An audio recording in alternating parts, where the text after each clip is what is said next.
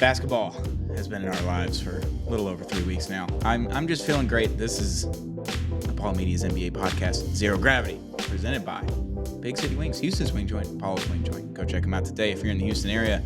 Josh, welcome back to the show. We're back again. I think we're back to regularly scheduled programming. I'm excited about it. Just having a great time, Josh. How are we doing? Brother, I've been thinking about Victor Oladipo and Von Wafer and Justice Winslow all day. Justice Winslow.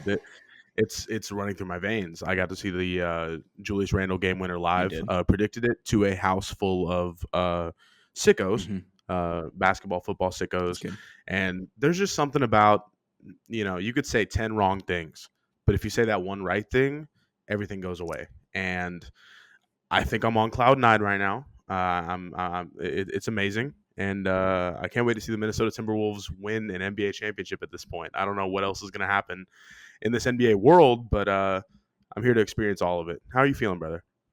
It's weird that you say that when your team's in the Western Conference and you're vying for a solid playoff spot right now, but whatever. That's fine. It's Sunday. We're recording this November 17th, Sunday night.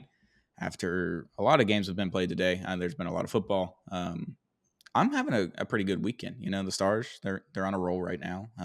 Going to watch them again tomorrow night. The Mavericks, no Luka Doncic on a back-to-back, looking pretty good against OKC. That could turn while we're recording this podcast. Like, that could go at any minute. I have no idea what's going to happen, but my Dolphins won today. Like, I'm in a very good sports mood, and it's been a minute. It's been a real minute since I've been in a solid, cohesive sports mood where – because, I had the Stars. They scored 7 goals in back-to-back games this past week. But the Mavericks, they lost another, 6 clutch games in the last week. And the Dolphins have been foiling this whole season. So it's been a rough few weeks that way. But, things are on the up and up. Mississippi State basketball, another win. Big win against Utah today on a neutral court. So feeling great, feeling frisky. There is nothing better than having your mediocre team finally win a game, and there's just something about hope and feeling, and maybe the Rockets doing so well is kind of got me in this mode where I'm like, surely this won't stick, but maybe it will. I'm too geeked. I'm too excited. I'm so excited for your boys over in Miami, as well as the neutral site, Mississippi State. Where do they play? What's going on there? Okay, it's like a home game, but it's in a different state. Is kind of all it is. They played the Memphis, whatever the G League team is. Is that the Sounds? Is that what they are? Yes. They played there at that arena in South Haven. So it's actually Mississippi, but it's technically Memphis. It's whatever. Sure, you got it. Yeah, but neutral site game, big win, 4-0. Start the year. Josh Hubbard propaganda is at a full all-time high. Josh Hubbard. For the college basketball knower, you probably don't know Josh Hubbard because he plays for Mississippi State, but he's pretty fucking good. I think he's going to be a lottery pick. I could be wrong, but wow. I think he's a stud. He's a sophomore, but he's a stud. He's sick. I love him, and he's also awesome. really good friends with LeBron James and Dwayne Wade. So. Can't wait till March, baby. March is a week away, some are saying. That's a long way away. I can't even think about tomorrow yet. But, Josh, we've had a hell of a week in the NBA since we last recorded. 50 points just being scored willy-nilly by people, just left and right over this past week. We had a new Rookie of the Year candidacy going on now, I believe. The NBA Cup is back. The courts are much better this year, which I'm very thankful for. My eyes do not bleed every time I watch an NBA Cup game. That's awesome. We had a new rumor drop a few moments ago about your Houston Rockets and another a possible unhappy superstar. And inside the NBA, we got big news with them, with Shaq and Chuck and the boys. So we're going to have a fun show, but we'll start off with the 50-point explosions. We had 3 over the last week. But De'Aaron Fox, 109 points, scored in 2 games, 60 and 49. Giannis scored 59 the other night. And Wemby, I was going to have a conversation about him, and all of a sudden he scored 50. So he knew what was going on. I mean, there's something about just seeing the boys just go out there and just put the team on their back, though. You know what I mean? Yeah. There's just something about it. De'Aaron Fox scoring 109 points in 2 days is arguably one of the coolest things I've ever seen since Kobe Bryant did it 15, 17 years ago. So good for the kid, good for the Cyprus guy. I would say good for Wemby because it was a really sick game to watch, and he had, I think, 39 with like 6 minutes to go in the third quarter. I was like, this guy is just going crazy. Um, also, there's just something about the NBA Cup in the NBA Cup, like what you mentioned, and I've just been head over heels about it, and I'm so happy to see the courts look okay this year, and it feels like a playoff atmosphere. I wouldn't really like feel like this is going to go too far, but let's say 3 weeks from now we're deep into Vegas, or a month from now deep into Vegas. I cannot wait to see what let's say the Sacramento Kings do, or let's say the Houston Rockets do. There's a lot that can happen, and I think that as the years go by, like we talked about last year, this it might not mean too much. They're even starting to call it the NIT, but this is pretty important to some people who might not get to experience consistent winning, like a Lakers or a Celtics fan, or even at some points like a consistent success as like the Sixers or the Heat. Let's say this means a lot to me, and just seeing all these guys just go crazy, especially in like a quote unquote playoff atmosphere, means a lot to the kid, and I love consuming it. This is what we talked about last week. There's just something about hopping on League Pass or hopping on Red Zone like we did today, and just witnessing it all. We're here. We love it. Yeah, I think the NBA Cup um, last season, it took teams like 3 games to kind of just understand what needed to happen, and the point differential was important, and to run up the score was okay because it meant something in the end. Um, this season, everyone's just kind of hit it right out of the gates. They're like, all right, we have to score more points than the other team by a bigger margin. We just have to run up the score. We have to get comfortable.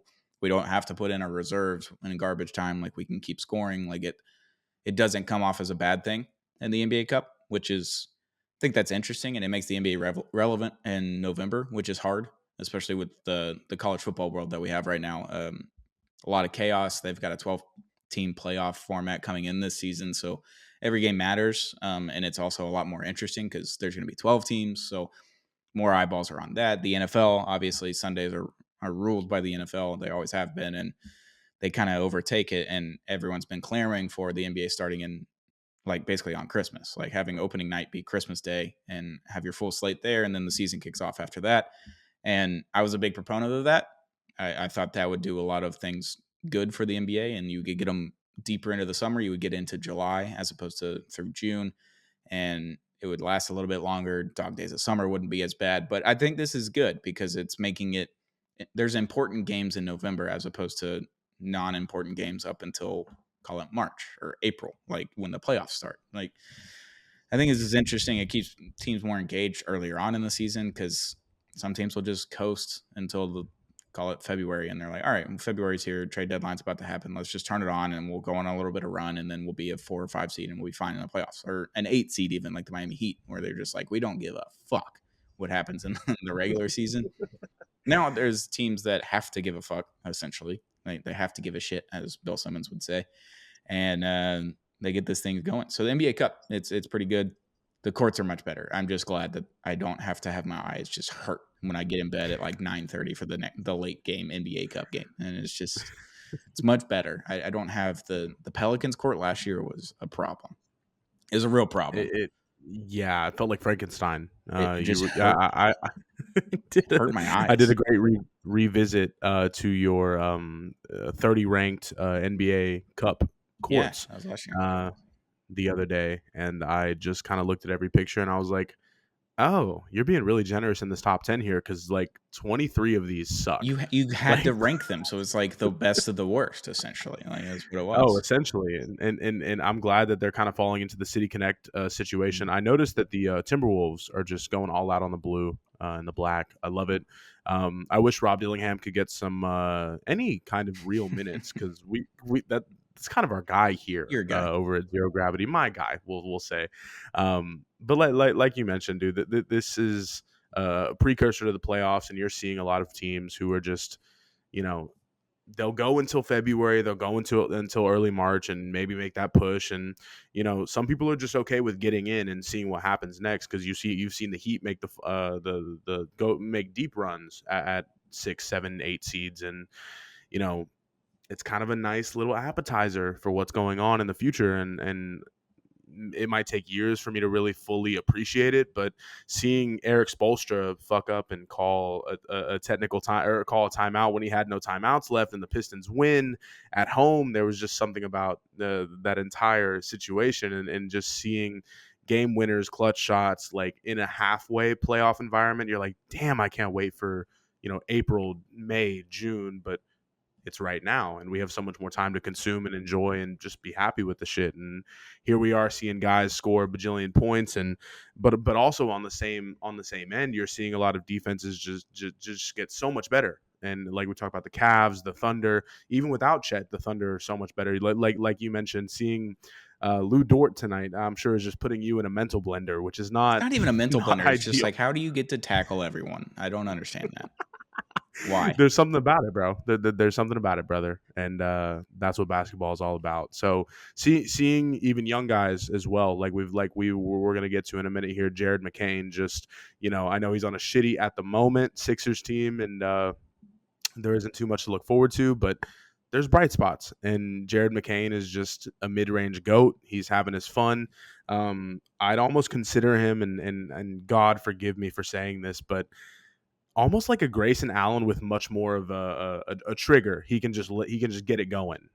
He finds his spots, almost like even a mini Klay Thompson in a way. Not more so off the dribble, but more so like a while he's dribbling Klay Thompson, just get your space and go. Love it. God, man, I love this league. I could sit here all day. It's very Shea kind of like. He's good in the mid Mm. range. He finds his spot. And he just gets to a spot and makes sure he has enough space, and he'll just pull the trigger just because there's no one else on the court outside of, I guess, Paul George right now. I mean, Joel Embiid is going to play a handful of games here and there. I mean, he's serving a suspension, whatever, and Tyrese Maxey's out, so McCain's actually making the most of it right now. And as everyone knows on this show, if you've been listening for the last 8 months or so, big Duke guy here. So Jared McCain was my guy last year. I wanted him to keep falling, and somehow the Mavericks just trade for a first round pick at the end of the first round. And obviously, he didn't fall that far. He got to like 16, I believe, is what his pick was. And you know that story about the 16th pick? Did you see that this week? It came out. Sixers fans were talking about it. I follow a few Sixers fans on Twitter. So No, please go ahead. it was a 4-way tie for that 16th pick. So it was a 4-way coin flip. Like they had to flip the coin several times, essentially, to determine who got the 16th, 17th, 18th, and 19th pick. And the Sixers ended up getting the 16th pick, and that's how they ended up with Jared McCain. And the Heat had the pick in front of them, and someone, I can't remember what reporter it was, but the Heat were zeroing in on Jared McCain on draft night, and they didn't take him.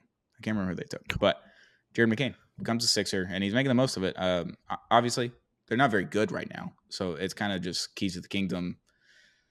The coach is kind of letting him do whatever he wants just because he can, because he has to. Kind of, it's like Paul George isn't going to be able to carry your team forever. Like he just can't. For 2 games, No. no. And I mean, Paul George is a fine player. He's great. He's been awesome. He was top 3 in MVP several years ago. Like he's an incredible player, but we know what Paul George is. We just know. And getting to see Jared McCain just get a little shine and then make a little TikTok after the game or the next morning, just waking up and just dancing in front of everybody. And just like, that's what it's all about. Let the kids have fun, let them TikTok. Because he was off TikTok for a little bit. He hadn't been posting recently. And all of a sudden he just starts going on this run, like while he's starting to post. And I'm like, the boy's just happy. He's just balling out there. Then he's going to go make his TikTok at home. He's just having a great time. You gotta love it. Great smile on the kid too. Just an infectious smile on Jared McCain. Love that guy. He's so happy. He's just so happy, man. And his vlogs, I need to don't start. hate him. Did you see the thumbnail and the title of the one after they played the Lakers? I Yes. played against Bronny Jr. and Senior. So crazy. Just an elite title. We got to do watch alongs here. We got to do we got to watch the 30-minute vlogs and do an hour commentary to it, because this is We real might life. we might have to do that this week. We might have to watch a blog and break it down live on Restream or something like that. I think we need to do that. Like the Ball Boys. I don't know if anyone's listened to them, but they're incredible. All-time tweeters. Troll Bro Dude and the other guy, NBA Baby Secret. They're awesome on Twitter, but they're awesome on their podcast. They break down all the Bill Simmons clips from years ago, like him at the draft. They were doing that preseason, Yes. and it's Yes. a 10, 15 minute or like a 20-minute clip of them just watching Bill Simmons announce the draft, essentially be on the board for the draft, and like they're just breaking down everything. And Bill Simmons was awesome on those. He Elite. was Elite incredible. in the Anthony Bennett years. It was so awesome, dude. And him just saying no, no, like you can't say that on the broadcast in any way, shape, or form. And Bill Simmons just had an all-time trigger. Love that guy. Legend. Yeah, Legend. so we might have to do that. We might have to break down some Jared McCain vlogs, like the Bo Burnham thing from COVID, that the Netflix Mhm. thing where he's, and then it's like picture in picture in picture in picture. We need to do that with Jared McCain.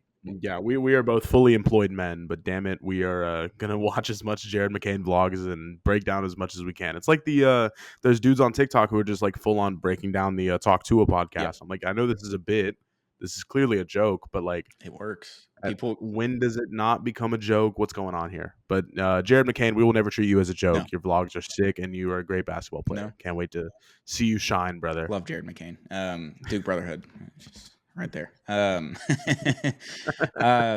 So pre-show a few hours ago during NFL Sunday, there was a little rumor going around about an unhappy superstar and a certain team that may or may not be willing to make an offer potentially down the road for this unhappy superstar. We've talked about it, Giannis. We did a little fake trade, me and Sheldon, a few episodes ago, and trying to figure out where Giannis could go. And then Houston came up because obviously Sheldon is another Rockets fan that we have on this wonderful platform that we have. I need to find some Mavericks fans. They need to balance us out. It's getting rough. But Sheldon laid it out, and he's like, we have picks. We have young players. Like, we have everything except for, like, salary filler, unless they're going to take Fred VanVleet. Like, because you have to completely match the salary. So that is one thing. That's an obstacle. Because you got to have, like, Dylan Brooks in there, and then, like, I guess, like, Şengün or Jalen Green would have to be in it now just to match the salary. And then maybe one more player, and then you could just do like 2 picks if you did that, as opposed to like 6 picks. But they don't have any picks, so maybe they just want more picks and then salary filler, so they take Fred VanVleet. You know, there's that. But Houston, they did the whole trade this offseason with Brooklyn to give Brooklyn back their picks, and Houston got Phoenix's picks. Questionable at the time. Everyone was questioning it in our group chats, including you. And it's like, I don't necessarily get it unless you're doing a trade immediately. And they didn't. We're months away from that now. Like, that was June, July that happened. Yeah. So it's been a while since that trade happened, and now they're just sitting on these Phoenix picks, which they theoretically could be good in the future. But as of right now, Phoenix is an awesome team. Like, they were 8-1 the other day. They were 7-1. I can't remember, but like, they're a very good basketball team, obviously, because they have Devin Booker and Kevin Durant. Yeah, that's gonna win you a good number of games. So as long as they're still happy in Phoenix, the picks don't look as good. Obviously, Kevin Durant's a little bit older. Injuries are a concern. The calf strain, obviously. But you still have picks. So Giannis to Houston is not out of the realm of possibility if Giannis wants to go there and if Milwaukee wants to actually deal Giannis, because they could just not trade him. And that would be hell for hold them hostage. Like, they could. No team has done it yet. This would be hell for all basketball fans, and I'm tired of thinking that there's going to be this next big thing with the Rockets instead of just letting them grow. I mean, we like we've talked about even in the summer. I mean, seeing the Rockets get 4 of those first round picks back, sure, it's cool, but in your brain, you're like, are they going to trade for 2 years of Kevin Durant off of these 4 picks? Are they going to trade 3 years of 2 or 3 years of Jimmy Butler for these picks? And what the fuck is going on?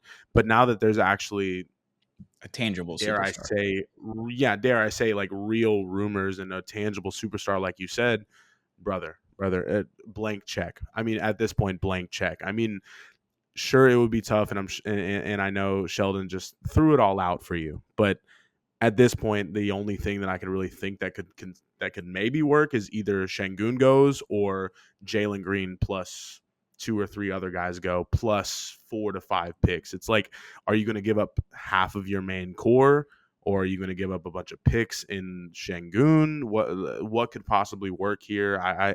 It all depends on how Giannis feels, and if the Bucks stink this year, especially with Damian Lillard, who is, I mean, I know he's nearing the end of his prime, but this team should be working right now, and the fact that it's not is kind of alarming. So we'll look at this come, of course, February. I know Giannis probably won't be traded this year. I don't think he legally can be traded this year, but we'll see how they are come February. If they're 10 games under 500 or just hovering around 500, we might have to take a long, deep look at what's going on over there. Seeing Bleacher Report just be so untapped into basketball and then being like, oh, the Rockets can trade Dylan Brooks and Tari Eason for Chris Middleton in a first rounder. No, I'm okay. I'm okay. No, you Thank don't you. want that. I appreciate it. I'm okay. I don't think anyone would want that. No, I mean the Bucks would Truly, want that. yes, it's terrifying. I don't. There's so much going on in the GM world that we'll never really understand or see. So all we can go off of is his rumors. But damn it, Giannis is going to have to take a haul and a half. I mean, we can go Anthony Davis mode and say that's a haul, folks, but it's going to be probably double what we've seen from that trade. Yeah, and I finally think that we're entering the era of European stars not caring to stay with a team for the rest of their career. Like obviously with Dirk and other players in the past, like the European guys, they get to a team and they're just gonna stay there forever, no matter what. Like no matter what their salary is, like they're just gonna keep staying there. Like Giannis isn't getting paid $60 million like a lot of these other players. Like he's getting paid 40, 42, which isn't insignificant in any way, shape, or form, but $20 million is a large sum of money in comparison to different superstars. I think it's like $42.9 million maybe is what he's getting. And he recently signed a contract in the last couple of years, like an extension with them. I think it was last summer that he signed an extension. But um, so that's a little rough, when you're an MVP, defensive player of the year, like you got all the things, a finals MVP and a finals championship. Like when you're getting paid that little in comparison to other players that have done that, it's interesting. Because like we haven't seen a guy take less in a long time. When was the last superstar other than Dirk that you saw someone that just like took significantly less money than what they were worth? I mean, David West taking a veteran minimum to go to Golden State, Right. That's my point. Like to go to the Warriors. That's it. Kawhi Leonard wouldn't take less. Paul George didn't take less. Like none of these guys are just taking less just to build a championship caliber team. And Giannis technically did. He wanted to keep winning, so I think he took less money because he wanted to stay in Milwaukee. He wanted to keep winning there. They ended up trading Drew Holiday for Damian Lillard. That didn't work out. Giannis keeps getting hurt like at the wrong time in the last couple of years, and that doesn't help. And then he doesn't like the coach, so they're like, yeah, we'll give you whatever coach you want. He said Doc Rivers. So maybe we should stop letting players run the asylum, The LeBron James effect. It's tiring me out. It's tiring NBA fans out, and I think that of course, we love our Pookie, we love our GOAT, we love our LeBron, but this is setting a strange precedent if you can't back it up with results on the court. And not that it's necessarily Giannis's fault. I mean, other than him taking a nearly contested deep two to attempt to win the game, and Eric Collins, Charlotte Hornets announcer legend, just saying "good defense" right before the shot even went up. These are moments that you cannot replicate. And Giannis not being in the East, or maybe finding a change of scenery, could be good for him, because maybe we will have either no moments like this anymore, or just everything will get under. I'm so excited to see what can happen, especially with how bad the Eastern Conference is, and man, Giannis being away and at a competitive enough team, I'm feeling it. I'm feeling what's going on, even if it's not the Rockets. I'm genuinely excited, because the East has been a shit show. We've talked about it. We somehow managed to get 40 minutes out on the East before the season started. I don't know how we did that. I think that was really impressive all-time on our episode part. just because we made it through. We made it through, and we didn't complain until we were off camera, and I think that's really important. Teams we started complaining, but that's okay. It's a little bit. I love it, and that's the best thing about it, especially you're Milwaukee, and we can even look at Philly right now. Like there's so many teams with great players, and you can even look at Toronto. People are saying they're rebuilding the ethical way. I mean, they're essentially keeping Scotty Barnes on ice, while putting out a bunch of other like pretty good players. And dare I say, Jakob Poeltl is a great player too. the NBA will just continue to get better and better and better. And obviously, Giannis, as the years go by, I think he's in year 12 at this point. So he's kind of entering the prime of his prime, and it has like 3 to 5 more years on his prime. Like, go win something, brother. But if it's the Rockets, sure. If it's not, then so be it. I don't really imagine him being in a small market, but I don't really imagine him being anywhere other than Milwaukee, or maybe I don't know. I couldn't tell you. So it's going to take months for this to get figured out, and who knows? He might not even go anywhere. But I'm excited to see what's going to happen, especially if the Rockets try and come out with a package. I couldn't tell you what it could be, but damn it, I think Raphael Stone will try. That's all we can hope for. Yeah, and I think if you don't try, you need to find a new GM, like all teams across the board. I think every team should be Yeah. trying to get Giannis this offseason if that becomes available. Like if they just stink, they miss the playoffs, or they're an 8 seed, they get bounced in the first round or in the play-in. Like those things need to happen from all other 29 teams. All other 29 teams need to be calling, and if your GM isn't calling, even just to get hung up on, like at least you put in the effort. Like Oh, of because the course, of Mavericks, course. they don't really have anything to trade for Giannis. Like we could get salary match. We don't have enough picks. We don't have enough firepower. Whatever it may be. Like if Nico isn't calling, then I'm gonna be like, what are we doing? I know we're not gonna get him, but you need to call. You just need to leave a voicemail. You can get denied even if you just try to call. Like they buzz it in. The assistant's like, hey, we got Nico on line 1. He goes, Dallas? No. What are they gonna give us? And he just doesn't even accept the call. That's fine. But every team needs to be calling for Giannis, including Houston, especially Oh yeah. Houston, because you have everything that any team that would trade a superstar, you have all of the things to offer them. You have young players, you have picks. You could figure that out. I don't know if it'd be quick, but you could figure it out fairly quickly. You take a week, go through the roster, you could find it. You could do it. I don't know. I can't even tell you. I mean, I know we have this new moniker, the Terror Twins, and I think it's really important to not only have defense, not only have these defensive minded guards, because that's so important and such a over the past, especially like 15, 20 years, really since like Gary Payton and even you can pinpoint Rajon Rondo, Tony Allen, whatever. Like having guys like that is really important, and everyone seems to know their role right now. The Rockets are 8 or 9 and 4, and we're in the third position in the West. I think that's really, really important. You don't want to, let's say come April, May, let's say the Rockets have above 50 wins. Like you're not going to tear that down for a chance at Giannis, or maybe you are, and we can look back on this in years and, laugh about it. But it's going to take a lot. And I don't really know where the Bucks are going to kind of meet us in the middle on. It's going to take a lot, and I don't know. I don't know. I'm happy with the Rockets right now, and I know that things are getting better, and a lot of teams would kill to be in our position, and I don't really want to kill that momentum. You know what I mean? Yeah, I think it's different for Rockets fans and some other teams around the league, like the Raptors. Like you drafted these players or you traded for them fairly early on. They've been with your team for a few seasons now. You've grown to love them, the way they play basketball and the way that they've grown and everything. So you have a sentimental attachment to certain players, and it's harder to look at it objectively to be like Giannis is a top 3 NBA player, and if you could get him, would it be okay to trade a couple of the guys that you just absolutely adore and then you love the way they play? Like if the Bucks are like, we need Tari Eason and Amin Thompson, and then all the picks, everyone's going to be panic city. And then you get it, if it goes through, and then that's what happens, and then all of a sudden Giannis is on your team, you're going to forget about those guys 20 games into the season. You're not going to think about them anymore. You're just going to be like, Giannis is on my team. This is sick. But to do that trade, it would hurt. It would hurt Rockets fans. It would hurt their feelings just because those guys they're fun to watch. They're fun to see grow on your teams. Like Tari Eason, objectively, is one of your best players on the Rockets. Sick. Like he's a Sick. top 2, maybe not 2. Like he's incredible. I love Tari Eason, and then Amin Thompson.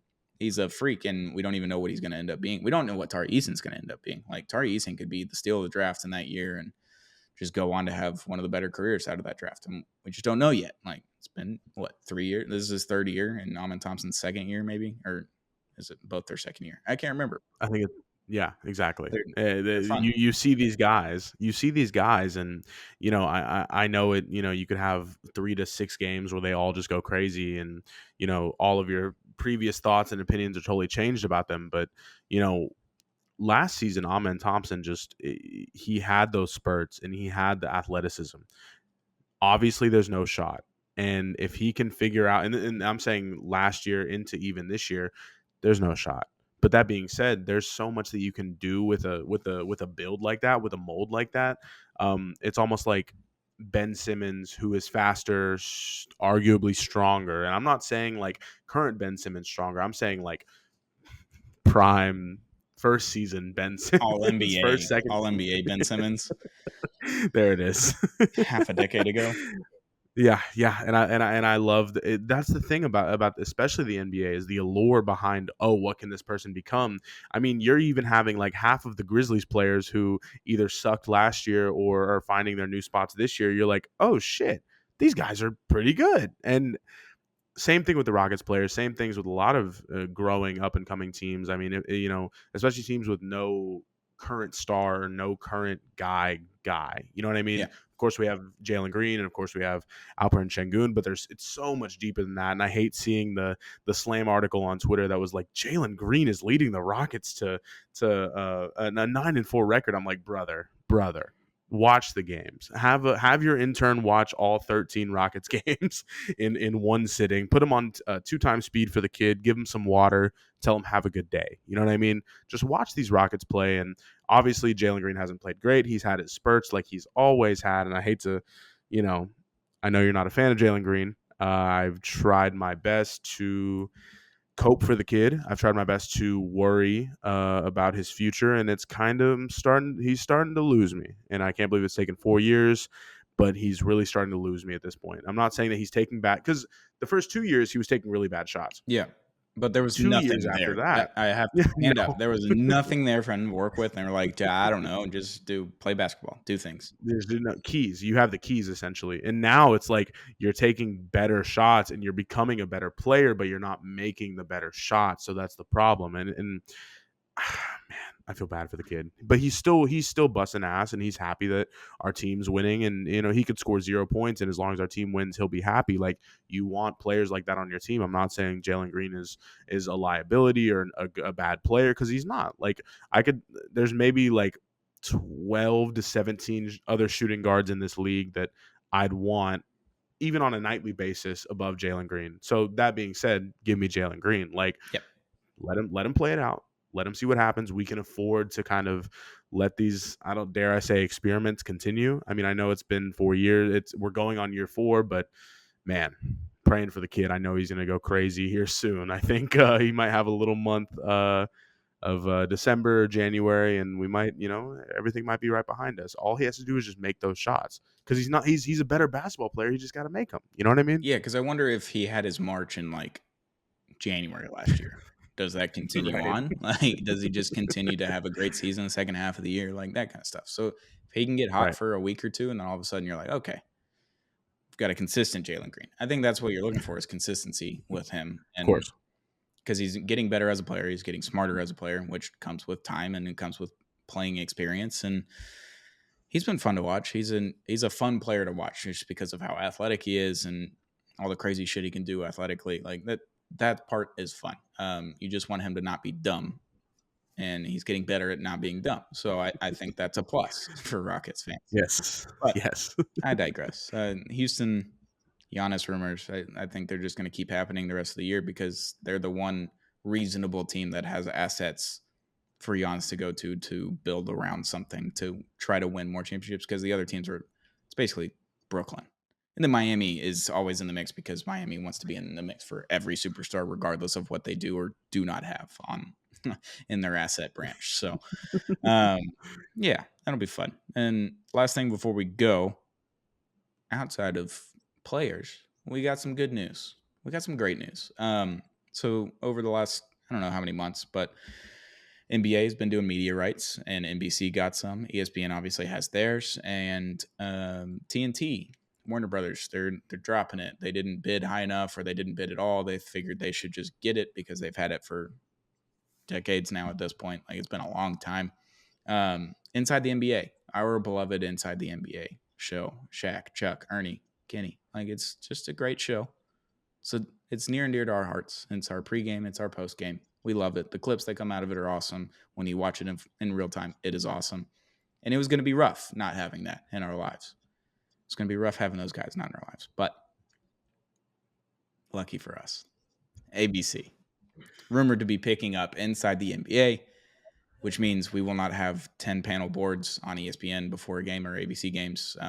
I hope I don't I know. hope I I don't hope know. that's what's happening. I hope they just keep the show. They just transition it over to ABC and they keep it the same. It's going to look a little different. It's going to have different logos and all the things, different color base, but it'll still be our guys. I hope. I hope that's what they're doing and they're not integrating Bob Myers and Stephen A. and Michael Wilbon for whatever reason. How did he get an NBA panel spot? Like I don't get how that happened. But it's been 10 years too long. Wilbon, but inside the NBA, staying We're back in we're our back. lives. We're back.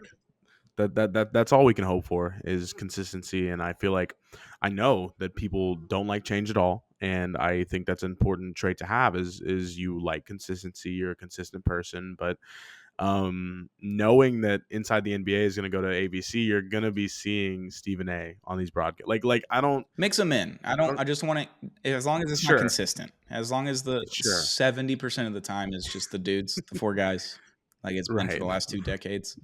As long as we have 70% of that, I'm good. Mix in some Stephen A. because Stephen A. is going to say something, and then Shaq is going to make a joke, and then Chuck's going to start laughing, and they're not going to stop, and that'll be great. That'll be a good clip. That'll be fun time for the 5 minutes that Yes. Stephen A.'s on. But let's just mix them in every once in a while. Don't mess with the good recipe. Like if you have Mm-mm, grandma's good mm-mm. recipe heading into Thanksgiving, you got a sacred family recipe. Don't mess with it. It doesn't need to We no, change. it, It needs to stay the exactly, and same.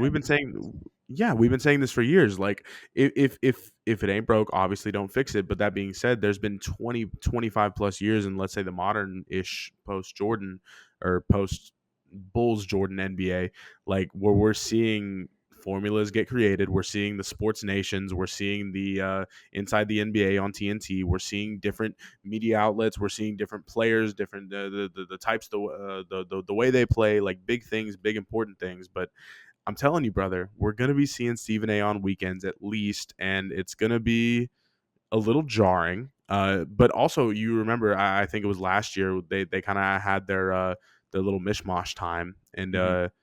it was interesting. And I don't want to say that I want that twice a week, but every once in a while, I don't hate it. Yeah, like if there's gonna be 4 games a week. If you call it 4 games a week, they're doing inside the NBA. If it's only one game that they're mixing that in, I'm okay. I could do that. 1 or 2 games a week, even every once in a while, like every couple weeks, you do it twice a week. That'd be fine. I'd be okay. I could survive. I could deal with that. But who knows what they're gonna do? But inside the NBA, staying is the big point there, and I'm very happy about that. It's important. It's very important to the culture of the league, the state of the league, whatever you want to call it, and just a little bit of an extra bit of my childhood is getting extended. You know what I mean? And for a lot of people like me around my age, let's say 18 to 26, I mean, we're kind of all in the same boat too. Like this is really important to us. So I think that this being around is an amazing kind of pinpoint to the league and how I don't want to say important they view this kind of stuff because in some ways if they viewed it as important we wouldn't even be having this conversation right now. TNT would have retained it. There would have been no kind of if ands or buts about what's going on with the TV landscape. But for a lot of people this is really important and I'm glad it's staying. I don't care what moniker it's going to go under on or whatever. As long as everybody's there that needs to be there, and it's not like these people are crazy old or anything. There's still plenty of time. Like they could probably comfortably do this for another 15 years each. 10 15 years each, but you don't ever want like a Lee Corso type situation as I well, was, so we're gonna have to find that balance here I soon. was just about to bring in Lee Corso. I'm like, he was great up Hmm. until right before COVID.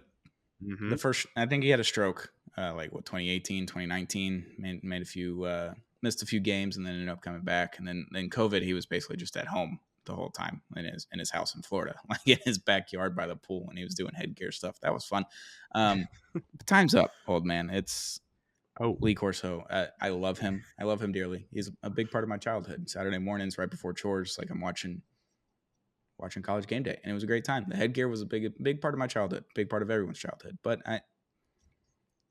could we just do it with Nick Saban? Could he do the headgear? I don't know if he's getting more comfortable. He's moving on. Like he's getting in. He's singing songs during the breaks, and Pat McAfee's looking at him like, "Whoa, how do you know this song? It's like a modern song. It's a very viral song right now. I've heard it on TikTok. I don't know what it is, but Nick Saban's just singing word for word, and I'm like, this guy, he's just feeling it. He's eating ribs. He's tapped in. He's eating ribs out of Pat McAfee's hands. Like, come on, let him do the headgear like one time. Like, I just want to see it. I just want to see him do it.